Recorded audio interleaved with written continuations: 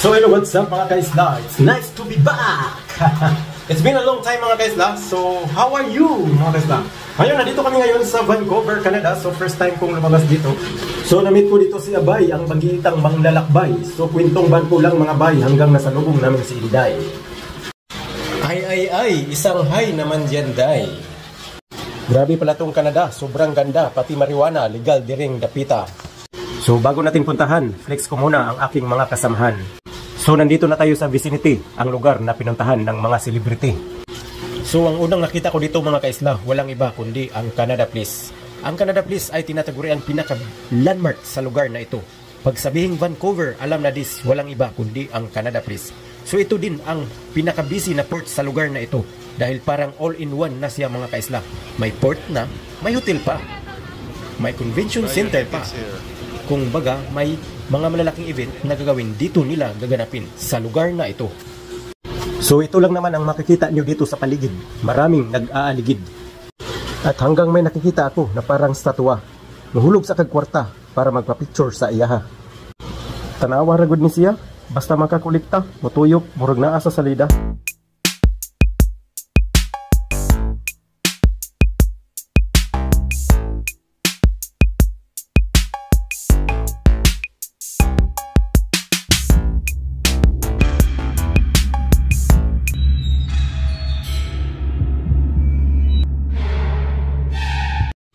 Tara, lakaw ta mga kaisla, napay lugar rin dapita, nga adoonon pud og mga artista. So bago natin puntahan, ikutin muna natin ang lugar na nasali sa top 10. Top 10 sa kagandahan, top 10 sa kabutihan, top 10 sa kalinisan. Sa aking pag-ikot-ikot, may nakita ako na bus. Bus na 2 indanas. Ang lahat ng madaanan, walang pinalampas. Sakay na!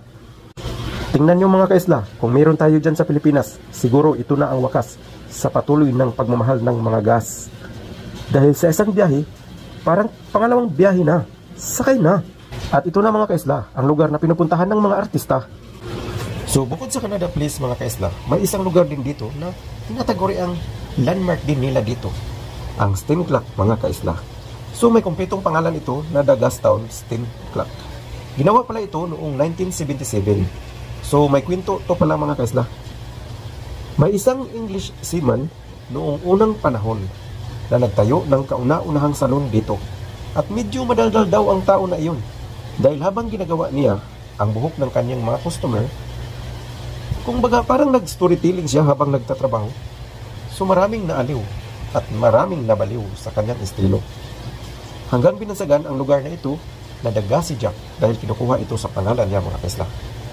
Hanggang naging Gassy Town, hanggang naging Gas Town. So hanggang tinatayuan nila ng steam clock. At alam nyo mga kaisla, ang nagpapagana sa steam clock na ito, hindi battery. At hindi rin kuryente. At higit sa lahat, hindi gasolina, kundi steam mga kaisla. Steam. So, kaya tinatawag ang clock na ito na steam clock. So kung magtanong ka mga kaisla kung ano yung steam, so imagine mo na lang mga kaisla na nagpakulo ka ng isang mainit na tubig na may lumalabas na steam. At ang enerhiya na iyan, ginagamit habang umaandar ang mekanism ng orasan na ito. Kaya kunting research din mga kaisla. Where is the steam coming from? Charot. Sakay na. So nalibat na yung cellphone ko mga kaisla. Medyo guba naman good ning cellphone na. So yun lang yun mga kaisla. Ang makikita natin dito sa Canada. Perti pa untang daghana. Pero di na nako mabidyohan pa. So hanggang sa muli mga kaisla. Maraming salamat sa pagbisita. Huwag mong kalimutan pindutin ang subscribe button mga kaisla. Para makita nimo katong didto ko sa Alaska. Perting daghanang salmon didtong dapita. Kanang salmon nga wala pa gisod og lata. Kaya ano pa ang hinihintay mo mga kaisla? Subscribe na!